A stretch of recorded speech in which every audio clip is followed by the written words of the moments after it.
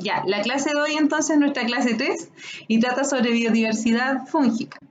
Primero vamos a abordar el concepto de biodiversidad en rasgos generales y vamos a recordar algunas características ecológicas de los hongos. Ahí vamos. Que los hongos son cosmopolitas, entonces nosotros los vamos a poder encontrar en cualquier lugar del mundo donde haya suficiente agua y nutrientes. Van a abarcar distintos nichos ecológicos. Y por eso es que igual los hongos pueden vivir ya sea en el desierto, en la Antártida o en ecosistemas muy extremos con altas condiciones de sal incluso. De acuerdo al rol ecológico de los hongos y la forma de alimentación que tienen, nosotros lo clasificamos en parásitos, descomponedores y simbiontes. De acuerdo a la relación del hongo con el ambiente, vamos a tener una dependencia de los nutrientes que producen otros organismos, también de las condiciones ambientales específicas predominantes en un determinado lugar, de las tramas tróficas, es decir, quiénes se alimentan de los hongos que están creciendo en un determinado lugar. ¿Y ellos de qué se alimentan? ¿De materia orgánica? Ya, vegetal o animal. ¿De qué tipo de madera vegetal en descomposición? ¿De plantación o de nativo? Y así sucesivamente. Y las interacciones con otros organismos que pueden ser beneficiosas, vimos muchos casos de simbiosis, pero también vimos casos negativos, ¿se acuerdan? Donde, no sé, un hongo parasitaba un insecto, un árbol, como en el caso de los digüeñes, ¿verdad? Que es un parásito de los notofagus, y también vimos que podían afectar no solo la salud de los ecosistemas, sino que nuestra salud, y así vimos varias cosas en las clases anteriores. También vimos que los hongos participan en esta asociación simbiótica, que son los líquenes, que está conformada por un alga, por una cianobacteria y por un hongo. Y en este caso, ¿cuál es la función ecológica que tienen los líquenes, chiquillos? ¿Se acuerda alguno cuál era la principal función ecológica que tenían los líquenes? Purifican el aire. Claro, purificar el aire, ¿verdad? Además de purificar el aire, por esa misma cualidad que tienen, estos organismos son utilizados igual para ser bioindicadores de la calidad del aire, qué tan puro es, si está contaminado. Y por otra parte, si ustedes se fijan acá, la mayoría de los líquenes que se observan están sobre ramas, ¿ya? Hay bastante humedad, entonces ellos retienen la humedad en las ramas de los árboles, en sus troncos, entonces eso igual le permite al árbol tener mayor acceso al agua y le permite a otros organismos, ya sean musgos u otros hongos, crecer. Por eso es que cuando uno va al sur de Chile a un bosque que sea como muy húmedo, no sé, pensando en Valdivia, Puerto Montt, crecen muchos organismos juntos, hay líquenes, hay musgos, ¿se han fijado? Hay hongos que uno lo observa a la lupa y queda maravillado con todas las estructuras que tienen, ¿ya? Entonces son como organismos pioneros que permiten que otros organismos se establezcan sobre determinados sustratos. Y bien, ahora vamos a abordar el concepto de la biodiversidad o diversidad biológica. La definición más extendida es la que se ofreció en este convenio de diversidad biológica de 1992. Allí se dijo que biodiversidad es la variabilidad de organismos vivos de cualquier fuente, incluidos, entre otros, los ecosistemas terrestres y marinos y otros sistemas acuáticos, y los complejos ecológicos de los que forman parte. Comprende la diversidad entre cada especie, entre las especies también de los ecosistemas. Y esto incluye a los animales, a los vegetales y a los hongos. Entonces, la biodiversidad, aquí puse otro monito, abarca una enorme variedad de formas de vida, mediante las cuales se organiza la vida, valga la redundancia. ¿Alguien necesita preguntar algo? Después sí, perdona. Pero si quieren me pueden ir preguntando al final en el chat o anotando las preguntas, ¿ya? Y al final las resolvemos. ¿Les parece? Sí, está bien. Ya, súper. Entonces, esta biodiversidad va a incluir a cada una de las especies, bueno, esto es ya más tropical, yo le puse unos honguitos ahí y otras cosas, que cohabitan con nosotros nuestro planeta. ¿ya? No importa si son animales, plantas, hongos, también hay bacterias y virus en estos ecosistemas, hay que tenerlo en cuenta. Pero todos estos organismos conforman parte de un ecosistema y todo eso igual tiene que ver mucho con la genética que cada uno de ellos posee y que les da cualidades únicas. Por este motivo, la biodiversidad nosotros la podemos diferenciar en 3 niveles que están muy relacionados. La genética es la primera de ellas, la diversidad genética, que incluye todos los componentes del código genético que tiene cada organismo y la variedad que se da entre esos individuos, ya sean de una población o de las poblaciones, pero generalmente se aplica a una misma especie. Después vemos la diversidad de especies, que incluye los seres vivos que tienen características en común, ¿ya? Pero igual puede abarcar grupos menores, como las subespecies, que se dan en muchos organismos, y otros más amplios, como los géneros o las familias. Y también tenemos la diversidad de los ecosistemas. Esta diversidad va a incluir al ambiente donde habitamos todos los organismos como núcleo central. Y estos son conjuntos, por ejemplo, de plantas, de hongos, de animales, de microorganismos y el medio físico que les rodea. Entonces son una unidad funcional en conjunto. No se pueden separar los organismos de el medio ni del suelo, sino que está todo interconectado. Ahora bien, si nosotros nos ponemos a pensar, ¿cuáles serían los beneficios de contar con una rica biodiversidad? ¿Qué creen ustedes que permite una rica biodiversidad?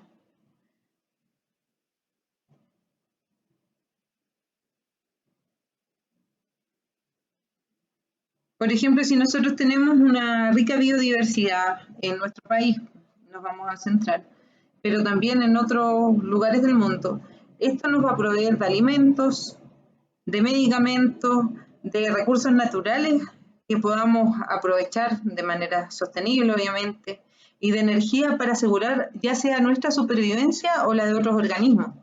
Entonces, tener una gran biodiversidad de macrohongos, de plantas, de animales, de microorganismos, nos va a permitir tener a nuestra disposición servicios sin los cuales no podemos vivir, como son, por ejemplo, la regulación del aire, del clima, la purificación de las aguas, el control de la erosión, la polinización también. Así que cuanto más rica es la biodiversidad, más posibilidades de supervivencia tenemos como especie y también permitimos que sean altas las probabilidades de supervivencia de otros organismos. Recordemos que todos vivimos en este planeta y por lo tanto tenemos que estar en armonía para poder coexistir y beneficiarnos mutuamente. Entonces,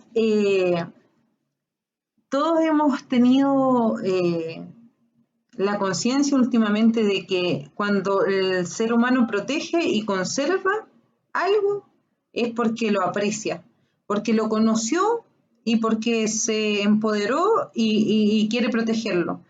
Entonces, las actuales tasas de degradación del medio natural, la misma tala de nuestro bosque nativo para después colocar allí plantaciones, es una subvaloración de los bienes y servicios que nosotros tenemos, de lo que nuestro planeta nos da, nos brinda.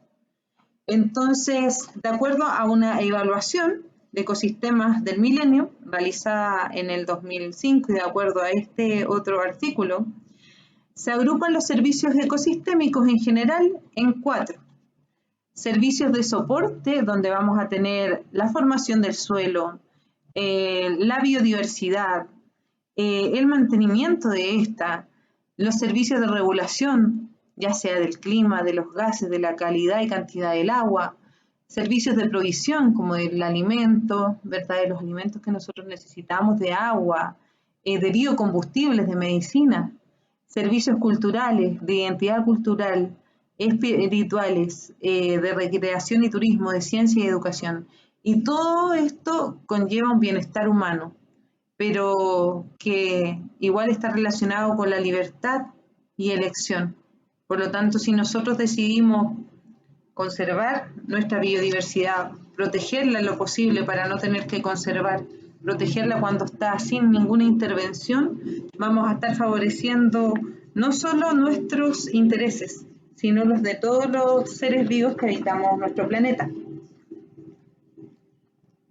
Bien, y esa fue como una pequeña introducción general al concepto de la biodiversidad y de todo lo que ésta implica para nuestras vidas. Ahora vamos a ver la diversidad de macrohongos. ¿Se acuerdan que ya vimos en la clase anterior las características de las divisiones más importantes del reino fungi? ¿Ya? Y ahí encontramos 6 divisiones principales, pero yo creo que ustedes están de acuerdo conmigo que las más conocidas y las que más se estudian son las divisiones Ascomycota y Basidiomycota. Por ejemplo, el término macrohongos incluye a estas 2 divisiones porque producen setas o cuerpos fructíferos, ¿verdad?, que son muy visibles y de manera muy llamativa. La primera sería la división Ascomycota, que ya la vimos, donde solemos encontrar formas muy inusuales, un poco extrañas, pero que la característica general ya la vimos. Poseen ascosporas, generalmente 8 contenidas en estos sacos que son los ascos, ¿ya?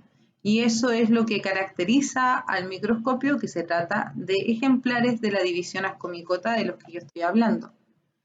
Vimos también la filogenia de Euascomicetes, donde vimos que, de acuerdo a clasificaciones moleculares, se agrupan en estos órdenes y que los más comunes en macrohongos son los pecizales, los ciliariales, algunos hipocreales, en líquenes los lecanorales y así sucesivamente.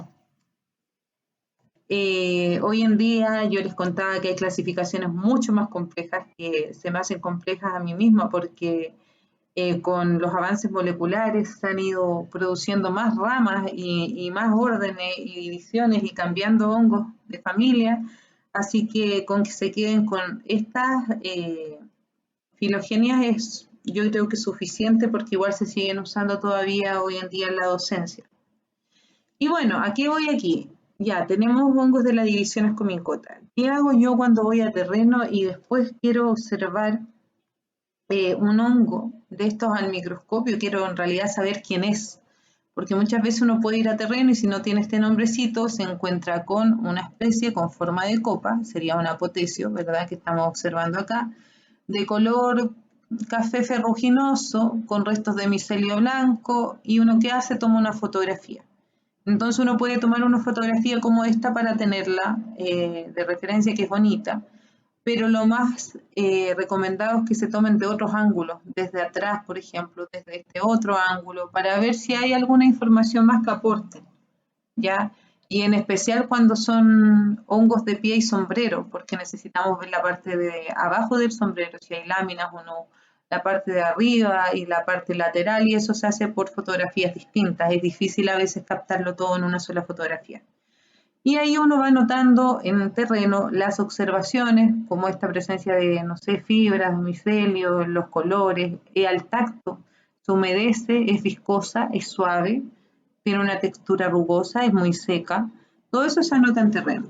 Y después ustedes, cuando ya están procesando la muestra al microscopio, hacen un corte del himenio o himenóforo que está en esta parte interna, en la parte interna de la copita. Entonces ustedes hacen un pequeño cortecito y le aplican Lugol, por ejemplo, si está fresca, o KOH, para observar cómo se ve, si tiene las esporas de algún color o no, cómo son los ascos.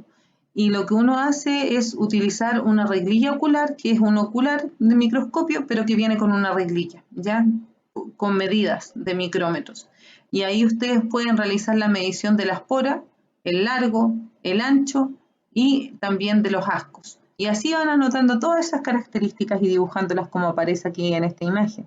¿Se fijan? Hay un dibujo macroscópico. Esta otra precisa, lo puse de ejemplo nada más. Esta es la domiciliana y esta es la silvestre. Entonces ahí van dibujando, dibujan las esporas, Se fijan que aquí no aparece la presencia de un orificio, un poro, nada. Es como una espora hialina, elipsoidal. Y acá tenemos los ascos dibujados.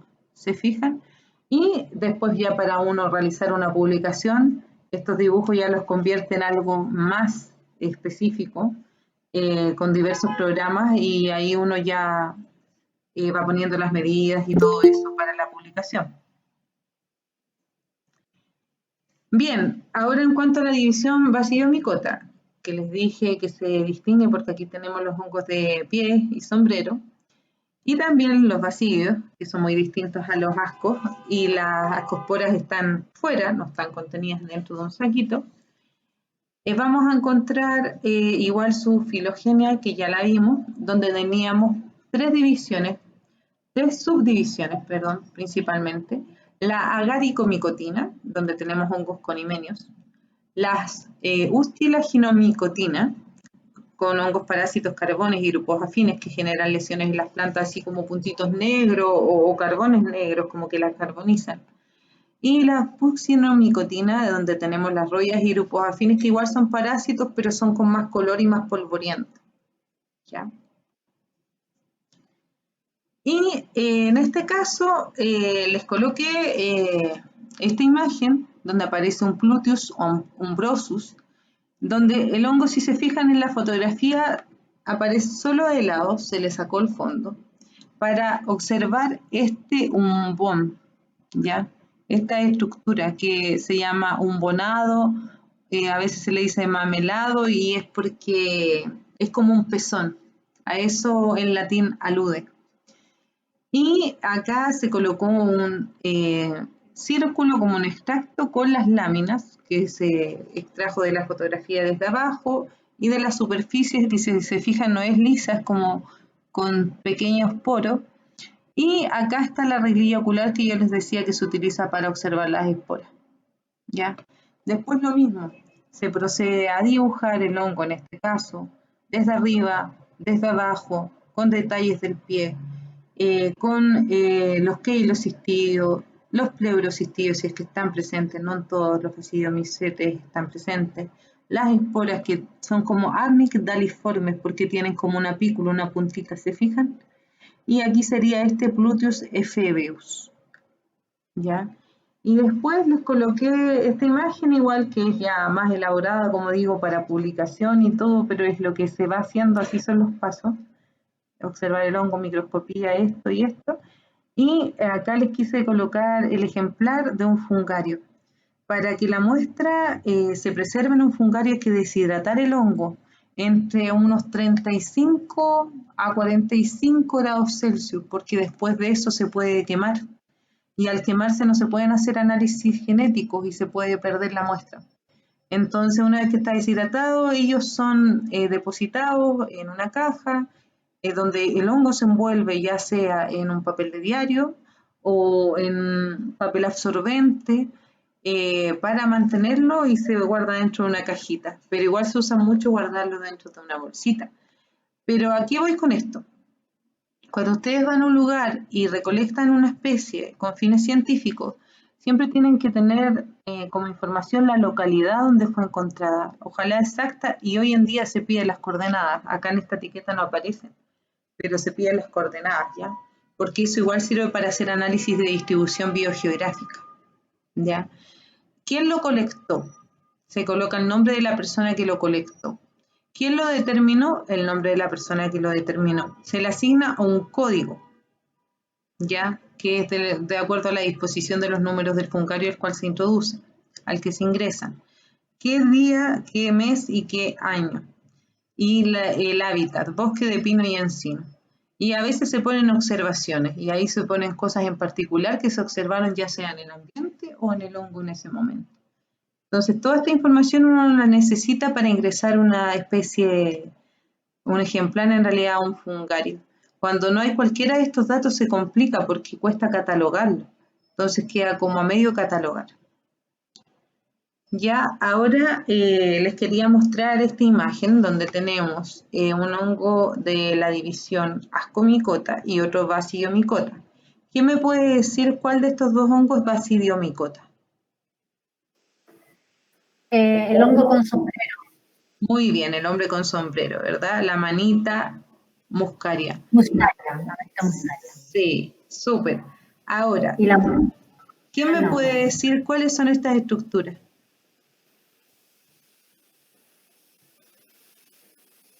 Basidios. Basidios y las esporas, ¿verdad? Muy bien. Y a esto que está detrás de los basidios, en las láminas, a veces igual se les denomina trama, porque es como un tejido. Súper bien. ¿Y qué vemos acá? hifas, Con, micelio, sí, hifas, pero ¿se acuerdan de que había algo que no tenían los ascomicota y que sí tenían los basidiomicota en las hifas? sí, Las las Fíbulas. las fíbulas, ¿verdad? Que son como estos ganchitos que conectan una a la otra y que en ascomicota no se observan. Súper bien. Y acá estamos viendo hifas con ¿Septadas? septadas. Muy bien. ¿Y aquí qué estamos viendo finalmente? Ascos. Ascos, ¿verdad? Con las ascosporas. Súper bien. ¿Ven? Vamos súper bien. Bien. Ahora vamos a ver el tema de los ecosistemas como laboratorios naturales. Yo creo que muchos han escuchado ese concepto porque en realidad nosotros en entornos como este, aquí estoy en la Reserva Altos del Irtay, en la séptima región, puede usarlos como laboratorios y realizar diversas investigaciones. ¿Ya? Por ejemplo, en estos lugares hay una heterogeneidad ambiental donde tenemos zonas luminosas, zonas muy sombrías hacia acá y zonas secas. El suelo estaba muy seco, me acuerdo.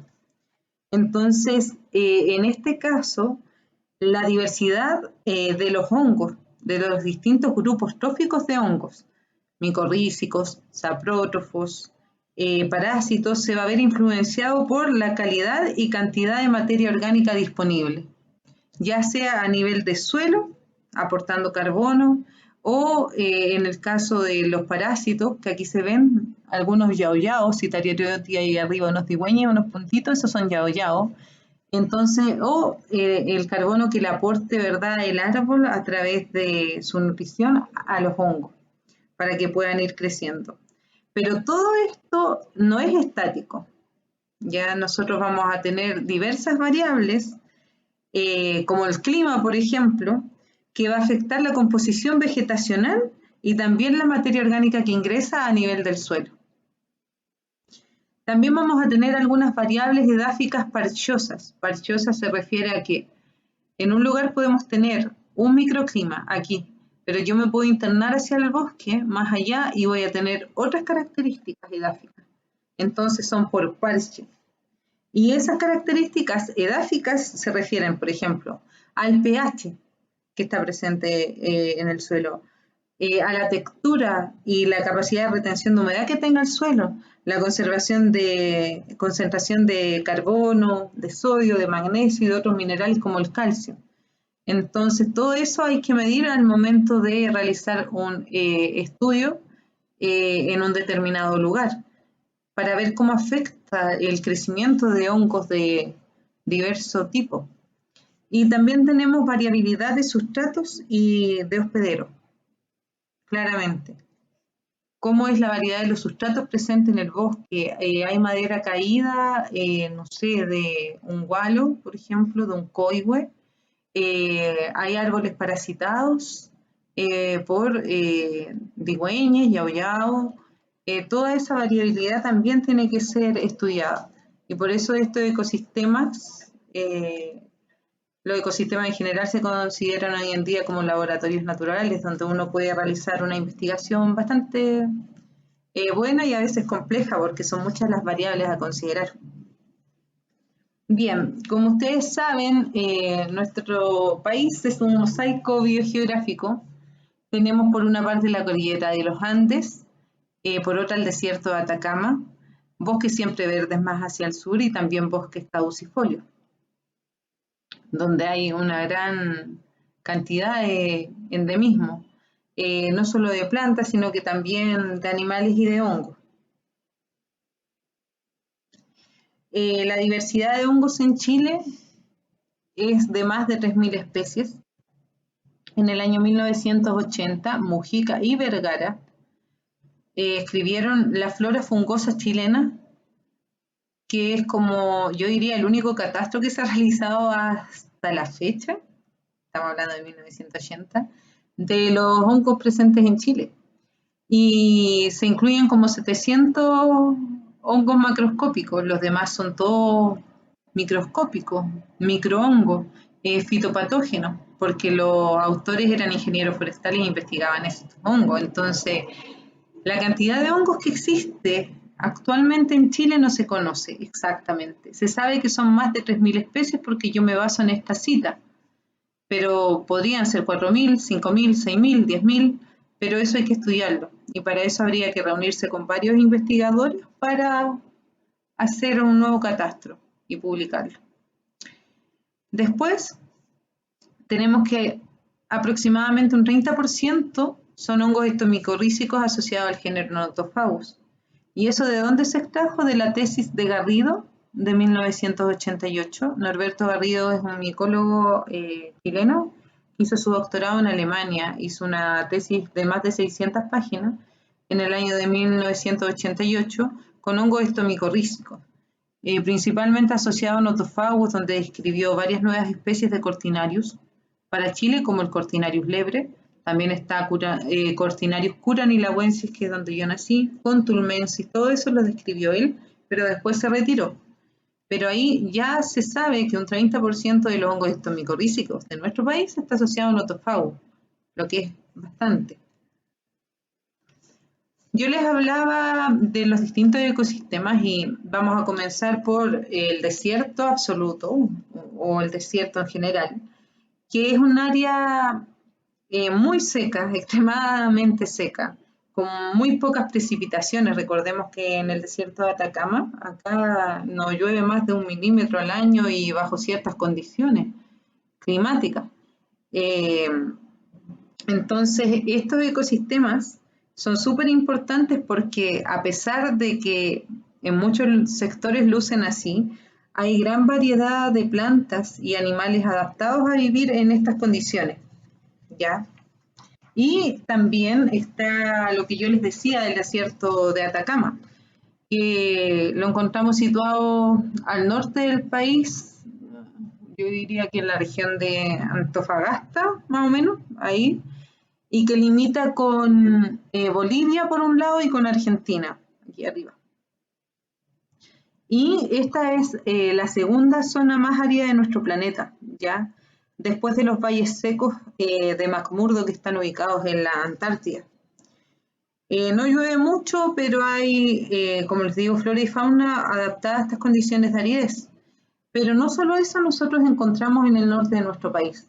No es solo desierto, también encontramos bofedales en el altiplano, que son este tipo de formaciones donde hay agua presente y bastante pasto, y matorral desértico costero, donde predominan las cactáceas y otras plantas xerofíticas, algunas de gran tamaño.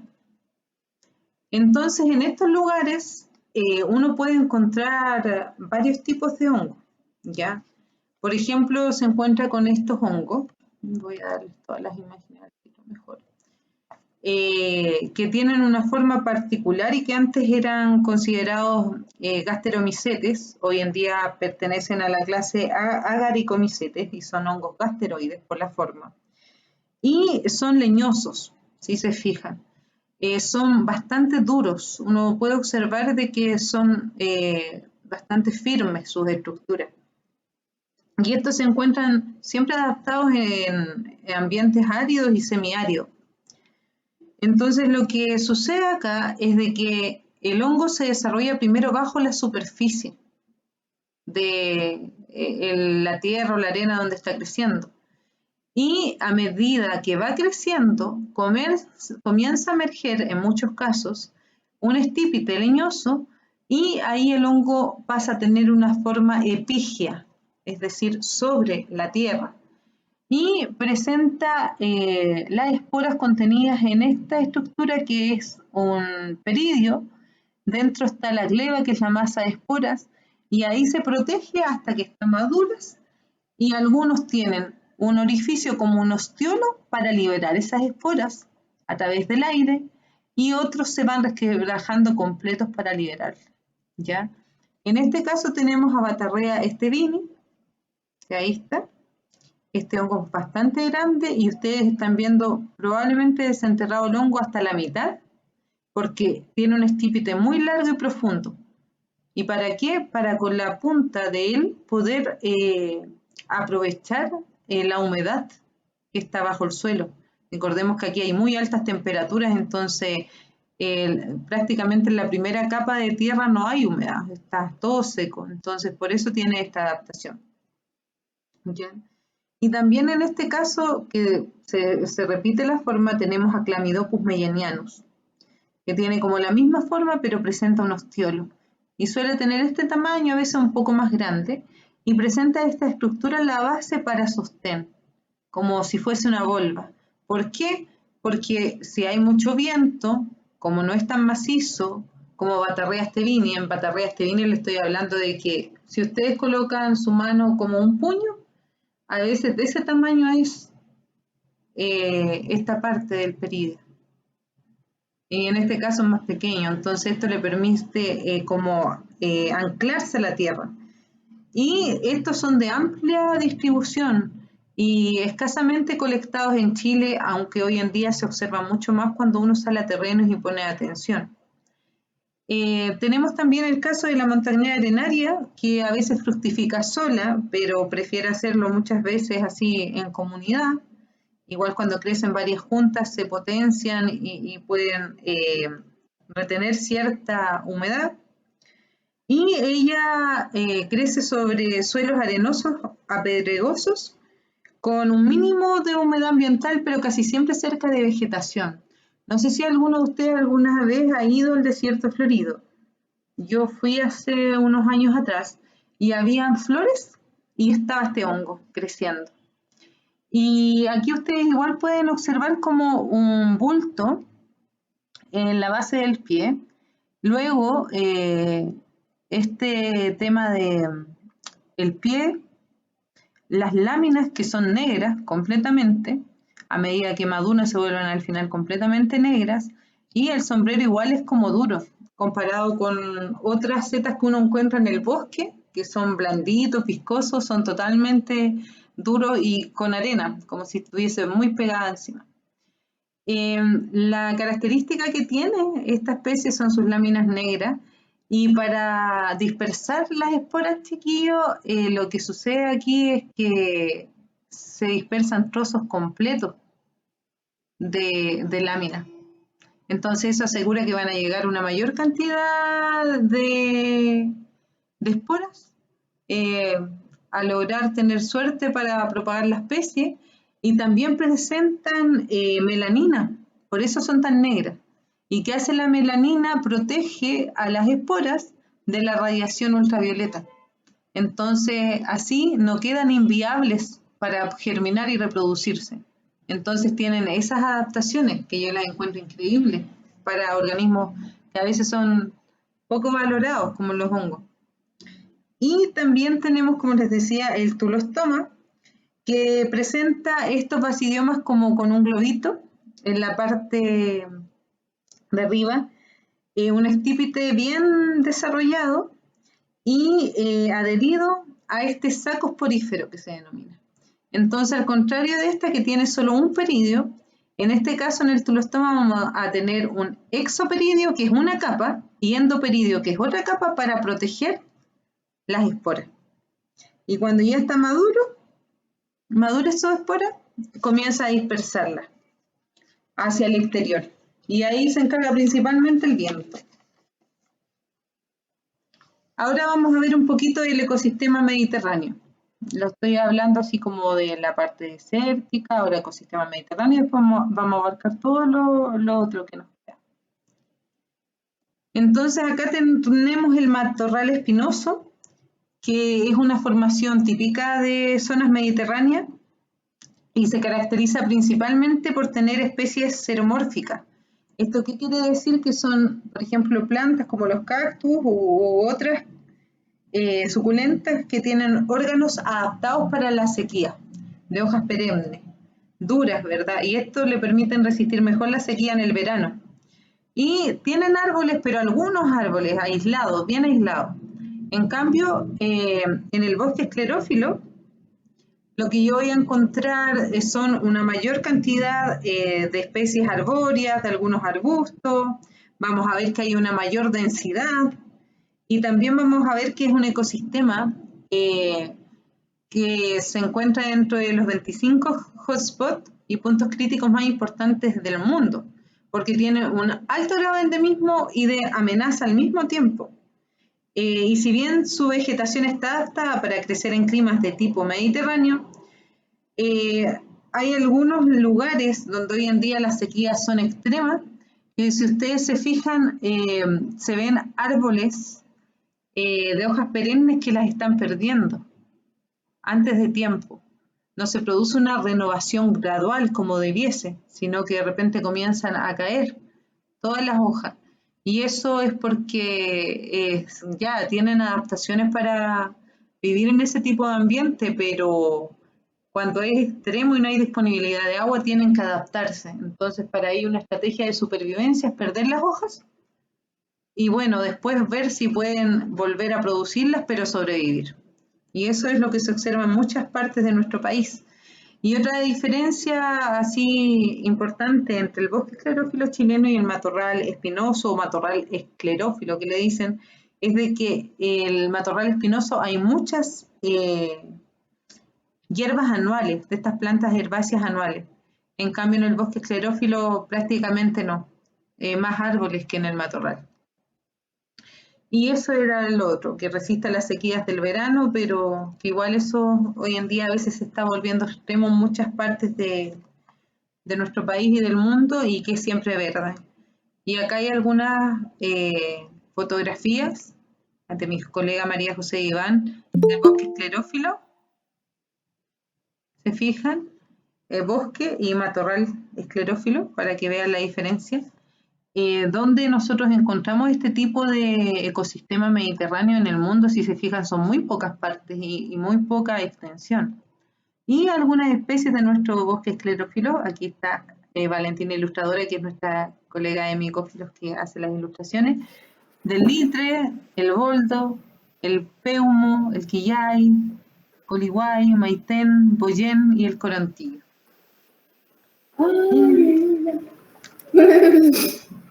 Ay, bueno. El micrófono, por favor. Gracias. Y este ecosistema es el que nosotros encontramos igual en la zona central de Chile, ¿ya? Lo podemos encontrar en laderas de cerros, de cordilleras de la costa y de los Andes, y bueno, igual al final vamos a ver de que por qué está siendo tan amenazado hoy en día, las razones fundamentales. Y el bosque templado, que es un bosque caducifolio que puede encontrarse en varios lugares del mundo, donde se incluye Argentina y Chile, y se encuentran ubicados en zonas donde tenemos un clima templado, ya con estaciones marcadas, o sea, tenemos un verano, otoño, invierno, primavera, muy marcados. Hoy en día sabemos nosotros también que las estaciones no son tan marcadas como antes, y eso igual lleva un poco a que se encuentren sufriendo ciertas enfermedades, siendo parasitados por hongos en sus hojas o en la madera, y qué sé yo. Las condiciones climáticas y evolución han hecho que este bioma sea una fuente de biodiversidad notable. O sea, ustedes saben, los bosques que tienen Guaye, Coihue, Lenca y hacia el sur de Chile, en nuestra Patagonia, en Valdivia, incluso en Concepción, en la octava región donde yo vivo, los que quedan, albergan una gran diversidad de animales, de plantas, podemos encontrar huiñas, tucao, podemos encontrar muchos helechos nativos, entonces sin duda son muy importantes. Yo creo que ustedes saben de que los notofagos, el género notofago, tiene un origen gondwánico. Esto quiere decir que comenzaron a diversificarse en la península antártica hace aproximadamente como 80 millones de años y luego desde allí cruzaron a Sudamérica hace como unos 70 años después, millones de años. Y por eso es que nosotros los podemos encontrar en Nueva Zelanda, en Australia, en algunas otras islas, Nueva Caledonia, Nueva Guinea y en Chile y Argentina, ¿ya? Y son lugares donde nosotros siempre que vamos encontramos una gran diversidad de hongos. Y ahí están las hojitas de los nothofagus que encontramos en Chile. Bien, después de haber hecho ese recorrido desde el norte, la zona centro y el sur de Chile de acuerdo a los ecosistemas predominantes, lo que quise hacer fue agrupar algunos géneros de macrohongos emblemáticos en saprótrofos, parásitos y micorrízicos. Entonces les voy a ir mostrando las características principales para que cuando ustedes salgan a terreno, a algún bosque y pongan ojo, puedan más o menos decir, esto es una micena, por decir algo, ¿ya? Vamos a comenzar con los descomponedores de materia orgánica, saprótrofos, justo las micenas. Yo creo que más de alguno de ustedes ha visto estos ejemplares, estas especies en el bosque. Tenemos micena hematopus, micena cianocéfala, chuquiófila, rubela, subulífera. Y todas ellas se caracterizan por presentar un sombrero estriado, ven que tienen como unos rayitos.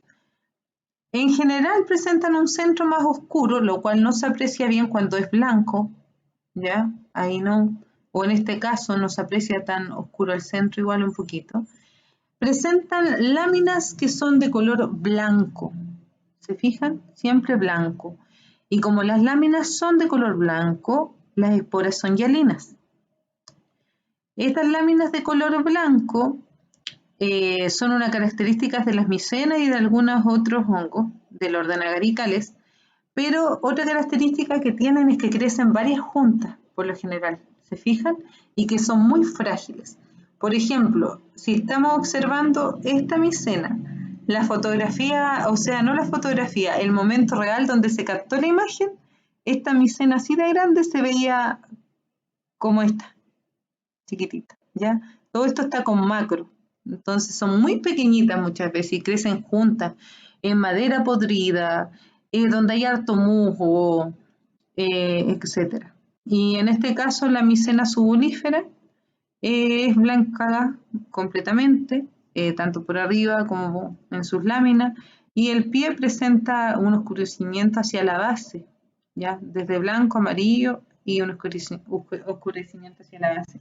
Y si se fijan, las esporas son hialinas, presentan un centro, un núcleo, por decirlo así, bastante condensado, o gútula que le decimos a veces. Y presenta una forma más que nada, no es esférica, pero podría ser subglobosa, ¿ya? Otro género que podemos encontrar en nuestro país, descomponedor de materia orgánica, son los entolomas, ¿ya? Podemos encontrar Entoloma necopinatum y Entoloma hasti. Si se fijan, es mucho más maciza la consistencia de este, con respecto a las micenas que son muy delicaditas, ¿ya? Y también podemos encontrar que tienen láminas blancas, pero la esporada es como rosada, crema, ¿ya? ¿Por qué? Porque las láminas son blancas, pero a la madurez se torna más rosada y eso le da la coloración a las esporas. Ahí se observan restos de micelio en Entoloma necopinatum, un pie verde, también verde la parte superior del sombrero y el centro más oscuro. ¿Se fijan? Y en este no se está apreciando la parte de arriba, pero es más o menos igual, de color así como azulado, ¿ya? Y es más jaspeado y blanco hacia el fondo. Después tenemos los Coprinus sensulato. ¿Por qué? Porque el género Coprinus abarca varias especies, ¿ya? De amplia distribución también. Acá tenemos Coprinellus micaceus, Coprinellus disseminatus, Coprinus comatus, y este hongo, el Coprinus comatus, cuando está más inmaduro incluso que aquí, totalmente blanco, todavía no se empieza a desarrollar el sombrero, es comestible. Pero luego se vuelve tóxico porque tiene una propiedad de ser delicuescente. Esto quiere decir que una vez que va madurando se licúa por completo y queda como si hubiese una mancha de combustible en el pasto Y eso permite que cuando, no sé, pues, viene una vaca, un herbívoro o algún otro animalito y come el pasto o lo pisa, lo pueda transportar. ¿Ya? También si se posa una mosca encima, cuando está comenzando a derretirse, quedan pegadas en sus patas, esporas. Entonces es como la forma que tiene para propagarse. Y las esporas de estos hongos por lo general se ven así. Son elipsoidales, presentan como un poro, ¿se fijan? Como un orificio en la punta y tienen un color así cafezoso, a veces bastante más oscuro, casi negro. Otro género emblemático de los saprótrofos, de los descomponedores de madera, es el Geastrum, ¿ya? Las estrellas de tierra. Acá tenemos Geastrum floriforme, que parece como una flor de margarita, y son chiquititos, miren. Uno ve la foto porque, claro, la saca de cerca, macro, pero después se pone a observar y se fijan que es pequeñito, por eso es bueno tener una referencia del tamaño. Y estos honguitos están totalmente recubiertos. Imagínense una cebolla. Entonces hay humedad en el aire, necesitan humedad, mucha humedad, y comienzan a abrir una capa, otra capa, y dejan expuesta esta parte donde están las esporas, ¿ya? La masa de esporas. Y se dispersan por medio de este orificio, de este ostiolo. Y necesitan, como digo, humedad para dispersarse, a veces por viento, por la lluvia, ¿ya? Tenemos también a Geastrum fornicatum, que le dicen el soldadito, porque cuando está maduro, parece un soldadito, tiene cabecita, tiene su cuerpo con harta imaginación, y por este ostiolo igual las esporas son dispersadas. ¿Qué le permite a este Geastrum el ganarse así o tener esta postura al momento de dispersar las esporas, más altura? Entonces aquí él necesita más viento, parece. Se fijan, más lluvia. Entonces por eso sufren estas adaptaciones. Y las esporas de los Geastrum son como se ven acá, que son esféricas, pero tienen como una ornamentación hacia los lados, como unos rayitos. Y suelen tener una coloración cafezosa, a veces más oscura, más intensa, otras veces no tanto. Y esa es la espora de Geastrum. Y bueno, otros saprótrofos en Chile serían Wepiniopsis alpina, la gomita del bosque. Yo creo que alguno la ha visto, ahora sabe que se llama así, Wepiniopsis alpina, la gomita del bosque. Ericium sp, que en este caso se parece mucho al clatroides que se da en Chile, en Argentina. Y este tiene una forma de melena de león. Ese es su nombre común, melena de león, porque parece una melena de león. Trametes versicolor, que es esta típica oreja de palo que uno observa desde arriba y le dicen cola de pavo, porque parece una verdadera cola de pavo. Y al ver su himenóforo por debajo tiene un color blanco y puros poros, puros puntitos, puros poros. Después tenemos la Flavolachia roldada, que igual crece a partir de madera y presenta un pequeño pie, si lo pueden observar ahí, pequeño pie, y a partir de eso nace la fructificación, que tiene como estos poros, estas estructuras muy grandes, ¿ya?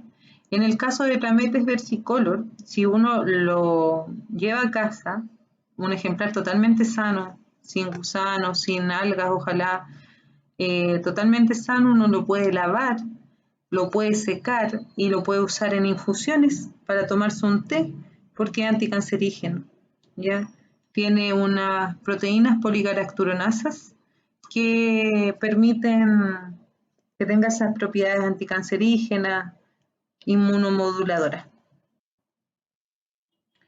En hongos parásitos, ya sabemos que los digüeños son hongos parásitos emblemáticos de nuestro país. Se encuentran en Chile y Argentina hasta 7 especies. Y presentan distintas formas. Tenemos Citaria exigua, que es muy pequeñita, mide 1 centímetro con suerte, por eso les digo que la fotografía, ahí tiene la escala, ¿ven? 1 centímetro. O sea, aquí está sacada con mucho macro. Tenemos la Citaria hockeri, que es el digüeño mohoso de Ñirre, que es amargo, ¿ya? Este en particular era consumido por pueblos originarios de Tierra del Fuego, pero era consumido deshidratado, ¿ya? En fresco puede provocar malestar estomacal e incluso puede provocar diarrea, así que no hay que probarlo en fresco y claro, tiene un sabor amargoso. Citaria jojobi, que es el digüeño mohoso del Coihue, que se ha encontrado prácticamente en la séptima región, solamente en nuestro país. Yo nunca lo he visto en vivo, es el que me falta. Y igual se han hecho estudios y se consume, pero las especies más consumidas son Citaria berteroi, que es la pinatra, el digüeño común Citaria espinosa y Citaria arioti, que es el yao yao. La Citaria berteroi tiene una forma como un riñón, chiquillo. O sea, es como achatada y crece en grupos y en hileras. La mayoría de los digüeños crecen alrededor de un tumor esférico. Acá la lesión, el tumor, es alargado, horizontal, por eso crece en hileras. Y es la citaria más grande que existe, con 12 centímetros, la que se ha encontrado más grande. Es más dulce y acuosa que el digüeño común. El digüeño común queda excelente en ensalada, en guiso, en preparaciones, pero si ustedes lo comen, a mí me gusta, en fresco, es más seco que la pinatra y tiene un sabor no tan dulce, es como más insípido. Y la Citaria arioti, el yao yao, el digüeño del coihue, tiene un sabor dulce, igual, muy dulce, tiene presencia de mucha azúcar y tiene un color un naranjo mucho más intenso que el digüeño común, que es casi blanco. Y lo otro es de que se usa para hacer chicha, por eso mismo, porque tiene altos azúcares y tiene levaduras naturalmente que fermentan. Entonces se utilizan para hacer chicha. La utilizaba el pueblo mapuche para hacer chicha. También hay unas cervezas con un oso polar, Lager creo, que esas tienen una cepa de levaduras extraídas de Argentina, ¿sí? De Citaria arioti, entonces se pueden usar para industria cervecera. Y esta Citaria darwini, que igual se consume, pero este sí que es como plumavid. Es muy blanco, muy duro y uno lo come y es como comer plumavid. Entonces, en fresco no tiene tanta gracia y cocinado en realidad no lo he probado. Y otras especies parásitas que podemos encontrar en Chile son la Armillaria melea sensulato. ¿Por qué? Porque en Chile hay muchas especies de armillarias que hace tiempo atrás por otros investigadores fueron catalogadas como Armillaria melea, pero que hoy en día se han comenzado a hacer análisis y son varias especies de armillaria en realidad. Y este es un hongo parásito que hablamos la otra vez que el organismo más grande del mundo era un hongo, Armillaria Ostoyae, ahora es de ese mismo género, ¿ya? Y afecta principalmente las raíces de los árboles y cuando es agresiva y encuentra las condiciones es capaz de hacer que el árbol caiga en poco tiempo. Entonces, en ese sentido es bastante agresiva, pero también se come, ¿ya? Y le dicen pique en Valdivia como nombre común, el hongo miel le dicen en otras partes del mundo, y claro, se consume. Se puede hacer un paté de él, por ejemplo, tengo una receta. Un paté de este hongo se puede consumir igual salteado, yo me imagino, y en otras preparaciones. Acá tenemos a la lengua de vaca, Fitulina antártica, que es un hongo parásito, igual comestible, no es tan invasivo como este otro y es nativo, ya se encuentra en Chile y en Argentina. Es como un bistec, ya, la contextura y al tocarlo. Entonces mucha gente lo prepara así, como en una parrilla, pero igual se puede preparar de otras formas. Y finalmente vamos a ver los hongos micorrízicos, donde tenemos algunos géneros como la caria. Aquí está la caria tetraspora, que es más pálida, más blanquecina que la caria lacata, que es de un naranjo más intenso. Igual en la caria lacata, al madurar el ejemplar, suele tener bordes muy irregulares y las láminas a colocarse de esta forma, mientras que la caria tetraspora como que los bordes se mantienen ya lisos y las láminas no se desordenan tanto, por decirlo de algún modo. Y la espora aquí en este caso es valegialina, y se observan alrededor pequeñas ornamentaciones y una gútula en el centro. Y otro género igual importante es los boletus nativos, Butiriboletus loyo y Boletus loyita. El loyo igual es un hongo comestible, al igual que el Boletus loyita. En realidad, los 6 boletus nativos que hay en Chile son comestibles. El loyo presenta un pie con una coloración amarilla intensa y un sombrero rojizo. La cutícula se saca al momento de cocinarlo y lo que se aprovecha principalmente es el sombrero. Es fácil de distinguir porque este ejemplar está inmaduro y tenía el tamaño de mi mano extendida. Un ejemplar grande llega hasta los 40 centímetros de diámetro, si no más, porque hay unos enormes de repente que salen en el bosque.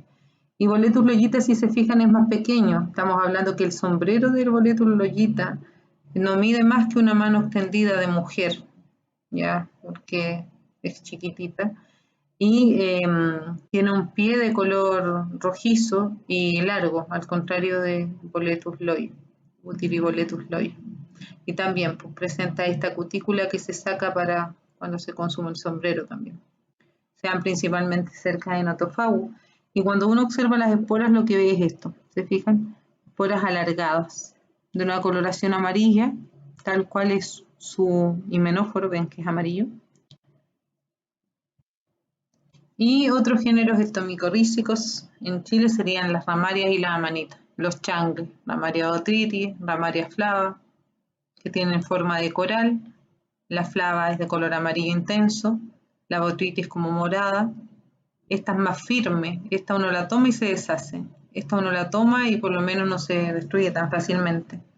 Y las amanitas, pues la amanita muscaria, que es invasora, que hoy en día hasta uno la puede encontrar en bosque nativo, compitiendo con nuestras especies de amanitas nativas como Amanita diemi o piojento blanco, que es llamado y que igual se consume, pero no voy a ahondar en eso porque igual puede ser peligroso. Si se fijan, se parece mucho a una de las amanitas tóxicas, entonces hay que tener cuidado. Ahí está la parte por arriba de la Amanita diemi, para que la vean. Esta está creciendo cerca de Raulí. Y bueno, el género Cortinarius, que es el género emblemático extomicorrícico en Chile, donde encontramos varias especies NN en el camino cuando hemos ido a terreno, Cortinario SP1, Cortinario SP2, Cortinario SP3, porque hay que determinar al microscopio qué son y a veces no llegamos. Entonces, es un nuevo registro o es una nueva especie lo que encontramos. Y se caracteriza por presentar esta cortina. Esa es su característica principal. Por eso se llama cortinario, porque a medida que él va creciendo, que se va desarrollando, el huevito, el primordio, creciendo, quedan estos restos de cortina. Tenemos Cortinarius lebre, que ya lo vimos anteriormente, comestible, que tiene como un pie con escamas, es bastante hediondito, como un olor a queso, pero según un paper es olor a naftalina.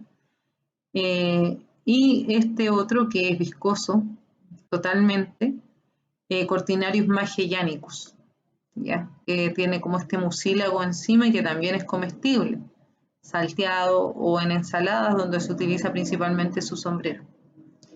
Y tenemos a Cortinarius rotundisporus, que tiene este color, es muy viscoso también y tiene este color como azulino, bastante bonito. Y las esporas de este género son principalmente ferruginosas, ocres o ferruginosas, y presentan igual como una especie de poro y ornamentaciones que acá se observan como puntitos.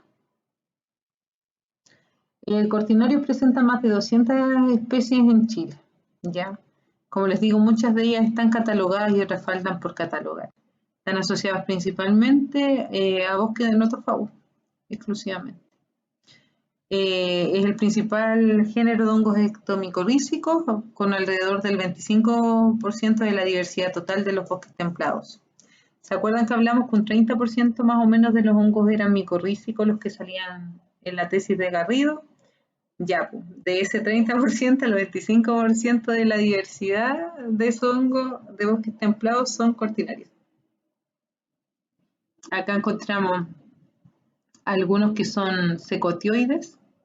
Esto quiere decir que no hay láminas, pues, sino de que como que el himenio quedó secuestrado. ¿Ven? Y aquí igual. Antes eran considerados Tax pterogaster y hoy en día por molecular los dejaron como cortinarios, así que complican más la vida porque acá hay cortinarios austroturmalis, acá hay un cortinarius pseudotriumphans y así se van catalogando por su respectivo color. Y bueno, para ir terminando, en las amenazas para los hongos, me centré principalmente en el bosque esclerófilo igual, donde ustedes pueden ver acá en violeta el bosque esclerófilo y las áreas silvestres protegidas en color verde. Y bien, esto es lo que está pasando con nuestro bosque esclerófilo. Tenemos el bosque esclerófilo en violeta, las áreas silvestres protegidas en verde, pero si se fijan están fuera, prácticamente muy poquitas y están entre medio de todo este daño que se está produciendo. Las áreas protegidas dentro del bosque esclerófilo, principalmente por uso agrícola, que vendría siendo, yo creo, acá al ojo un 30% del daño. El uso forestal, que viene hace tiempo arrasando distintos lugares, acá ya casi un 50%. Y el uso urbano hoy en día, pues, ustedes saben de que en Papudo y en varias partes de la región de Valparaíso está quedando la crema con las inmobiliarias que todavía sin ser aprobado algunos proyectos inmobiliarios comienzan patudamente a sacar todo lo que pillan en su camino, especies únicas en el mundo, en quebradas, para poder construir más edificios. Así que eso es como lo que está afectando más. Y aquí se pueden apreciar la diversidad de plantas vasculares de acuerdo a Geo et al. 2012, en las distintas regiones de Chile, donde se observa que tanto en la cuarta como en la quinta, la sexta, la séptima y la octava, la diversidad de plantas vasculares nativas es muy baja. Y justamente ahí es donde se ha arrasado con el bosque nativo. Y para sumarle otra amenaza, tenemos el tema de los incendios provocados, que esta es una fotografía del año 2017, cuando hubo estos incendios por todas partes de Chile y que afectó mucho a la región del Maule. Entonces todos estos incendios vienen a destruir lo que va quedando de remanentes de bosques nativos únicos en nuestro país y en el mundo. Y al mismo tiempo, después ahí probablemente o coloquen plantaciones o empiecen a hacer casas o departamentos. Entonces es algo que hay que tener en cuenta, que si no se protege al bosque nativo, no podemos proteger a los hongos. Se ha avanzado mucho en el tema de la protección de los hongos en Chile al incorporarlos en el año 2014, pero no hay que quedarse solo con incorporarlos en la ley, hay que hacer cumplir la ley y defender a los hongos. Si uno no hace ese trabajo, no sacamos nada con tenerlos en la ley si se pasan a llevar. Estos días nos pasó, a nosotros nos llegó una solicitud de ayuda desde Chiloé porque se hizo un estudio de impacto ambiental de hongos allá, que va a arrasar con unos bosques únicos e incluso pasar por encima de casas. Y averiguando nos dimos cuenta de que, con mi colega María José, de que el informe está mal hecho y de que borraron como 2/3 de la diversidad de hongos que estaban incluidos en el informe originalmente. Entonces, como especialista uno no puede quedarse callado, uno tiene que tratar de ayudar a conservar el componente. Así que estamos viendo qué vamos a hacer en realidad. Pero a eso voy, que yo decir que hay que proteger los hongos no me vale. Yo tengo que ser una buena ciudadana y también especialista del componente y defenderlo. Porque si uno no defiende lo que tenemos con los conocimientos que se tienen, entonces ¿para qué estudio? ¿Para saber más? Y no hago nada. Entonces ese es un mensaje que yo creo que tiene que llegar a toda la comunidad que nos encargamos ya sea de estudiar hongos, plantas, animales en Chile. Y como conclusiones, los hongos son específicos de su tipo de ambiente y hospederos, ya lo vimos, que hay variables explicativas microclimáticas como el pH, el porcentaje de carbono orgánico presente en el suelo, la exposición a la luz, y macroclimáticas como la diversidad de especies de plantas y precipitación anual, que son importantes para que ellos se diversifiquen y que nos explican igual por qué en un determinado ecosistema tenemos mayor cantidad de hongos saprótrofos o mayor cantidad de hongos ectomicorrícicos, o por qué hay más parásitos, el bosque está debilitado, ha habido una influencia antrópica, están talando los bosques, ¿qué está pasando? Y finalmente que todos sepan de que los ecosistemas en general están siendo amenazados y por ende los hongos. Entonces tenemos que tomar acciones para lograr que esto no continúe avanzando, proteger lo poco que nos queda. Las referencias bibliográficas de la clase y muchas gracias, chiquillos.